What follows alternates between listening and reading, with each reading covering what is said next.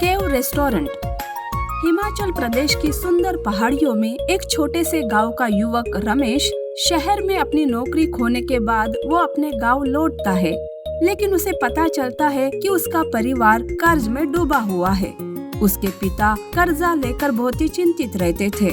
ऐसे में रमेश की माँ कहती है, रमेश, तुम कब तक ऐसे ही रहोगे? तुम्हें कुछ काम ढूंढना होगा बेटा। अपने आसपास देखो, कितने सारे लड़के काम करके अपने परिवार की मदद कर रहे हैं। तुम्हें पता तो है ना कि हम कितनी मुश्किलों से गुजर रहे हैं। माँ, मुझे पता है, लेकिन मुझे नहीं पता कि क्या करना है। शहर में नौकरी पाना मुश्किल हो गया है और गांव में कोई भी काम नहीं है। ऐसे में मैं भी क्या करूं? अरे एक बार अपने पिता की तरफ देख, वो चिंता से बराबर सो भी नहीं पा रहे हैं। कभी कभी तो मुझे डर लगता है कि वो कहीं इस चिंता की वजह से मर ना जाए, और तू है कि नौकरी छोड़कर मुफ्त की रोटी तोड़ रहा है। माँ, ऐसे ना कहो, मैं कुछ करता हूँ। माँ की बातों से रमेश को बहुत दुख होता है। रमेश गांव में काम के लिए ढूंढता है, पर उसे कोई काम नहीं मिलता। रात होने वाली थी, तब रमेश सोचता है, अब कैसे वापस जाऊँ घर? कौन सा मुंह दिखाऊं माँ बाबा को? नहीं, मैं उन पर बोझ बनकर नहीं जीना चाहता। रमेश हताश होकर घर वापस नहीं जाना चाहता था। तब रमेश पहाड़ पर जाता है। वो वही रात गुजारता है। इधर माँ तो माँ है ना, उसे रमेश की चिंता होती है। तब रमेश की माँ उसके दोस्त महेश के पास जाती है और कहती है, महेश, रमेश कल से घर नहीं आया। क्या वो तुम्हारे पास आया था? नहीं चाची, लेकिन हुआ क्या? महेश, कल जरा मैंने उसे ज्यादा ही बोल दिया था, पर मैं भी क्या करूं? महेश, जरा देख तो कि रमेश कहाँ है। महेश रमेश को ढूंढने पहाड़ों पर चढ़ता है। तब महेश को रमेश एक पहाड़ की चोटी पर दिखाई देता है। महेश को डर लगता है और वो चिल्लाते हुए कहता है, अरे रमेश, यहाँ क्या कर रहा है तू? रुक जा। महेश भागते हुए रमेश के पास जाता है। महेश रमेश को पीछे लेने जाता है कि तभी उसके धक्के से उन दोनों का बैलेंस बिगड़ जाता है और वे लड़खड़ाते हैं और नीचे गिर जाते हैं। वो लुढ़कते हुए सीधे एक गुफा के मुहाने पर जा गिरते हैं। अरे महेश, पागल हो गया क्या? आखिर मुझे धक्का क्यों दिया? पागल मैं नहीं, तू है। माँ ने थोड़ा क्या बोल दिया, तू तो आत्महत्या करने के लिए आ गया। अरे तू ना एक नंबर का बेवकूफ है। मैं ऐसा कुछ नहीं करने वाला था पागल। तू भी ना क्या क्या सोच लेता है। अब चल यहाँ से। अरे पर ये कौन सी जगह है? मैंने पहले कभी इस पर ध्यान नहीं दिया। रमेश और महेश उस गुफा के अंदर जाते हैं। रमेश अपना फोन निकालता है और टॉर्च ऑन करता है। गुफा बहुत बड़ी थी, जिसमें प्राकृतिक संरचनाएं बनी हुई थी। वहाँ का वातावरण शांत और ठंडा था। उस गुफा में घूमते हुए रमेश को एक आइडिया आता है। महेश, मेरे दिमाग में एक आइडिया आया है। इस जगह को देख यार, इसे देखकर तुझे नहीं लगता कि यहाँ एक होटल होना चाहिए? गुफा में और वो भी रेस्टोरेंट। यहाँ तक खाने के लिए कौन आएगा? लोग झरने और पहाड़ देखने के लिए कहीं भी जा सकते हैं और यात्रा करते हैं। अब लोग एक भूमिगत छिपा हुआ रेस्टोरेंट देखने के लिए भी आएंगे और इस होटल का नाम होगा द केव कैफे। महेश, जा और माँ को बता कि तेरा बेटा अब कामयाब होकर ही आएगा। महेश को भी रमेश का प्लान अच्छा लगता है। वो भी उसकी मदद करने के लिए तैयार हो जाता है। रमेश अब अपना डेरा वही गुफा में लगाता है। उसकी माँ रोज उसके लिए महेश के हाथ खाना भेजा करती थी। रमेश गुफा के अंदर होटल बनाने का काम शुरू करता है। जब ये बात उनकी सहेली सुमन को पता चलती है, तो वो भी गुफा में आती है। गुफा को देखकर सुमन कहती है, अरे वाह, अकेले अकेले ही काम शुरू कर दिया। पर इस दोस्त को तुम दोनों भूल गए। क्या इस नेक काम में मेरी याद नहीं आई तुम दोनों को? अरे सुमन, तेरी याद तो आई, पर भला लड़की ये गुफा के काम कैसे करेगी, ये सोचकर ही तुम्हें नहीं बताया। अरे इस लड़की को कम मत समझो। देखो, अब मैं आ गई ना, अब काम जल्दी पूरा हो जाएगा। अब वो तीनों दोस्त मिलकर गुफा होटल का काम शुरू करते हैं। सुमन एक व्यापारी से मिलकर पैसों का भी बंदोबस्त करती है। उन पैसों से होटल का काम अच्छे से शुरू हो जाता है। जब वे काम कर रहे होते हैं तो गांव के कुछ लोग उन्हें देखने के लिए आते थे, पर वो सारे उन पर हंसते थे, उनका मजाक उड़ाते थे। अरे यहाँ कौन आएगा खाना खाने, वो भी ये पहाड़ चढ़कर, ये तीनों पागल हो गए हैं। हाँ, बाद में ये तीनों यहीं पर संन्यास लेकर तपस्या करेंगे। होटल तो नहीं, पर इन्हें ज्ञान की प्राप्ति जरूर होगी। पर रमेश अपने इरादे पर पक्का था।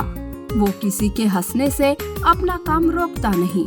कुछ महीनों में गुफा होटल का काम पूरा हो जाता है। भव्य उद्घाटन का दिन आता है। कुछ लोग गुफा होटल का मुहावना करने आते हैं। ये जगह अद्भुत है, ये एक गुप्त ठिकाने जैसे लगता है। गुफा कैफे में आपका स्वागत है, बैठिए सर। हमारे पास चाय, पकोड़े और स्थानीय व्यंजनों से प्रेरित एक विशेष मेनू है। वहाँ आए हुए सारे ग्राहकों को खाना परोसा जाता है। तब खाना खाकर सारे ग्राहक खुश हो जाते हैं। गुफा रेस्टोरेंट की खबर उसी व्यापारी को भी लग जाती है। वो एक दिन गुफा रेस्टोरेंट में आता है। वहाँ का वातावरण, सजावट देखकर वो बहुत खुश हो जाता है और रमेश से कहता है, मैं बहुत खुश हूँ कि तुमने यहाँ रेस्टोरेंट खोला। जो कोई यात्री यहाँ आते हैं उन्हें खाने की कमी महसूस होती थी, तो आज तुम्हारी वजह से वो कमी भी पूरी हो गई। रमेश, कभी भी तुम्हें किसी चीज की जरूरत पड़ी तो मेरे पास जरूर आना। व्यापारी भी खाना खाकर खुश होकर वहाँ से चला जाता है। अब यात्रियों और स्थानीय लोगों के बीच गुफा रेस्टोरेंट तुरंत लोकप्रिय हो जाता है। जो एक निराशाजनक विचार के रूप में शुरू हुआ था, वो एक गांव का गौरव बन गया और लोग मीलों दूर से द केव कैफे में भोजन का अनुभव करने के लिए वहां आने लगे। नीति: मुश्किलों से रास्ता निकलता है, बस मायूस नहीं होना चाहिए। लालची मटन वाला। सुधाकर के मौत के बाद से उनके दो बेटे सचिन और रवि मिलकर मटन शॉप चलाते थे। एक दिन वो दोनों अपने पिता के फोटो के सामने हाथ जोड़कर खड़े थे। तब बड़ा भाई सचिन कहता है, रवि, जब पिताजी थे तो धंधा बहुत ही अच्छे से चल रहा था, पर जब से पिताजी चल बसे तब से भारी नुकसान हो रहा है। मैं सोच रहा हूँ कि दुकान में कुछ पैसे लगाए तो ठीक रहेगा। हाँ भैया, पर भैया हमारे पास पैसे कहाँ है? अरे पिताजी ने मरते वक्त सोना दिया था ना, उसे बेचकर आए हुए पैसे दुकान में लगाते हैं। रवि ठीक है कह के अपने कमरे में जाता है और खुद के पास का सारा सोना लाकर सचिन के सामने रखता है, पर उसे सचिन के हिस्से का सोना नहीं दिखाई देता है। अरे भैया, आपका सोना कहाँ है? अरे रवि, पिताजी ने मेरे हिस्से का सोना तो कब का बेच दिया। सचिन रवि का सारा सोना ले लेता है। रवि और सचिन एक किराए के मकान में रहते थे, जिसका मालिक एक ऑटो ड्राइवर मनीष था। सवेरे सवेरे मनीष काम पर जा रहा था कि तब वहाँ रवि आता है और उसे घर किराया देता है। तब मनीष कहता है, अरे वाह, आज बराबर 1 तारीख को ही किराया लाकर दिया, नहीं तो बोलने पर भी सही समय पर नहीं देते तुम किराया। चलो, सवेरे सवेरे पैसे तो मिल गए। ऐसा कहकर मनीष पैसे लेता है और अपने काम पर जाता है। उसे रास्ते में एक स्वामी जी मिलते हैं। मनीष स्वामी जी को अपने ऑटो में बिठाकर उन्हें उनकी मंजिल तक पहुंचा देता है। अरे स्वामी जी, मेरे ऑटो का किराया तो दीजिए। बेटा, मेरे पास पैसे नहीं है, पर हाँ, तुम जो चाहे वो आशीर्वाद मैं तुम्हें दे सकता हूँ। अरे मैं आपके आशीर्वाद का क्या करूँ, मुझे तो बस मेरे पैसे चाहिए। बेटा, हम लोग साधु है, हमारे पास कहाँ पैसे रहते हैं। तुम कहो मुझसे, मैं तुम्हारी हर ख्वाहिश पूरी कर दूंगा। अरे ये स्वामी जी सच कह रहा है या अपनी ही बातों में मुझे बहला फुसला रहा है? मनीष के मन की बात स्वामी जी पढ़ लेते हैं और हंसते हुए कहते हैं, अरे बेटा, मन में सोचने की क्या जरूरत है, मैं कोई झूठा स्वामी नहीं हूँ। अरे स्वामी जी, आपको कैसे पता चली मेरे मन की बात? बेटा, हम जैसे साधु के पास यही तो भगवान का दिया हुआ वरदान है, हम इंसानों के मन की बात जान जाते हैं। अरे वाह, तो स्वामी जी मुझे भी ऐसा ही वरदान दीजिए जिससे मैं सबके मन की बात सुन सकूं। स्वामी जी तथास्तु कहकर चले जाते हैं। मनीष बहुत ही खुश हो जाता है। मनीष अपने ऑटो को लेकर मटन शॉप के सामने आता है। मटन शॉप में बैठा सचिन मनीष को आवाज लगाता है, अरे मनीष भाई, आओ आओ, बड़े दिनों बाद मिले। मनीष ने खाने पर अपने दोस्त को बुलाया था, इसीलिए वो भी मटन लेने के लिए सचिन के पास जाता है। सचिन मनीष के लिए मटन काट रहा था, तब मनीष कहता है, अरे सुनो सचिन, अगले महीने से मैं किराया बढ़ाने का सोच रहा हूँ। ये सुनते ही सचिन मन ही मन बड़बड़ाने लगता है। हाँ हाँ, बढ़ा और किराया बढ़ा। पैसे तो जैसे पेड़ पर ही उगते हैं ना, एक दिन ना मैं तुझे ही काट कर तेरा मटन बेच दूंगा। अरे क्या बोला तुमने अभी अभी? मैंने कहा कुछ बोला? चुपचाप मटन काट रहा हूँ मैं तो। मनीष सचिन और उसके चाकू को अच्छे से देख लेता है। वो बहुत डर जाता है और कहता है, अरे सचिन, मैं तो किराया बढ़ाने का मजाक कर रहा था, तुमने तो दिल पे ले लिया। छोड़ो इस बात को। मनीष मटन लेकर घर आता है। वो घर पर आराम से टीवी देख रहा था कि तभी उसका दोस्त आता है। मनीष अपने दोस्त का अच्छे से स्वागत करता है।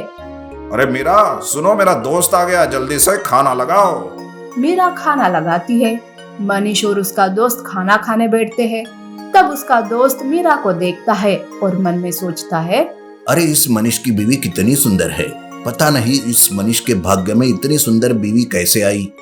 अबे क्या कहा तूने मेरे बीवी के बारे में? अरे मैंने कहा कुछ कहा, मैं तो बस खाने की तारीफ कर रहा था। अबे बहुत खा लिया खाना और बहुत कर ली तारीफ, चल भाग यहाँ से। मनीष अपने दोस्त को वहाँ से भगा देता है।